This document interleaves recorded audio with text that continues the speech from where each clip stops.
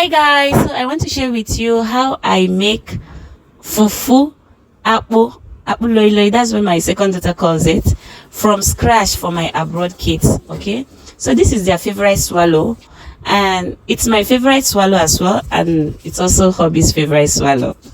So my kids enjoy this swallow more than any other swallow that we are able to get here in abroad. So this is why I go through this stress most of the times, just to make it for them so they'll be able to enjoy it. And that's not just the only reason. It's also good to make sure your abroad kids eat our local dishes, so that whenever you guys relocate back to Nigeria, it will not be difficult for them to adapt. It will be as easy as anything, because adaptation comes first with what people eat, then culture and other things follows. So first of all, I washed the cassava, peel it off, wash it again, and then I added it in this bowl. So now it's time to add water. You make sure you add enough water. So you have to make sure that the water covers the cassava. Okay? It has to ferment. This is after 4 days, that is 4 nights. It's now time for you to separate the cassava from the chaff. So we have to separate the main apple loi loi from the chaff. So this is what I'm going to show you guys how to do that. So these are the sieve I was able to get. I wish I had a bigger one, but make sure that your sieve, the mouth is tiny, not as wide, as so that it will hold back any chaff. It will not allow shafts to go in. All right, so that is number one thing. You have to make sure that the sieve is able to separate the chaff. So these are one of the stress we go through, just to make sure that our kids eat what they like, their favorite, and whatever. Mommy's in the house, I know you guys can relate. You know, when the kids, when they like something like this, they will always crave for it.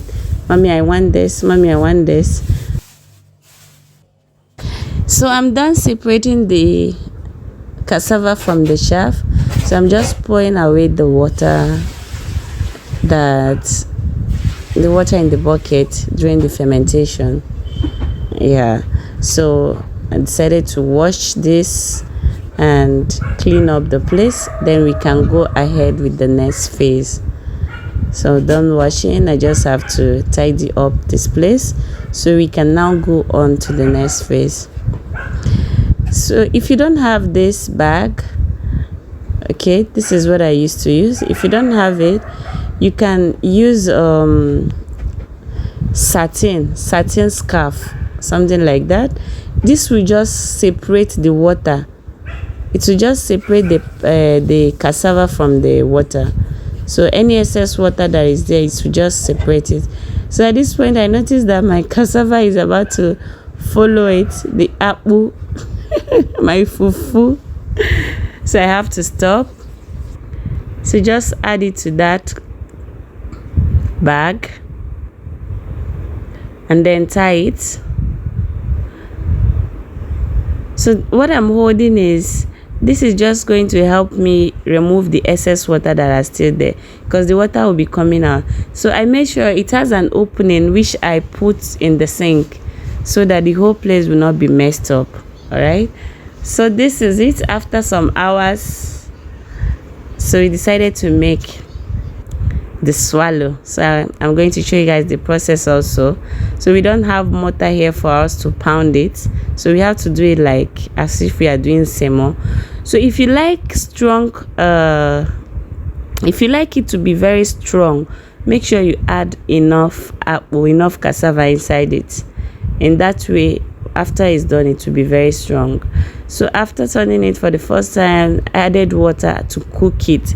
If you know how to make apple, you know that you need to, some cook it twice, some cook once. For me, we used to cook it twice, but because this is this one, as in I have to turn it in the form of like I'm making semo, so that's why I cooked once and then I turned it. It's ready to eat. It's very soft, just the way we love it. Like, we don't like that strong apple, so we used to make it soft. If you want yours to be strong, you need to do it from the beginning, add more. So this is my second daughter enjoying it. She really likes swallow a lot, and she likes it's really enjoyable for her using apple to eat it. So this is her appreciating my hard work.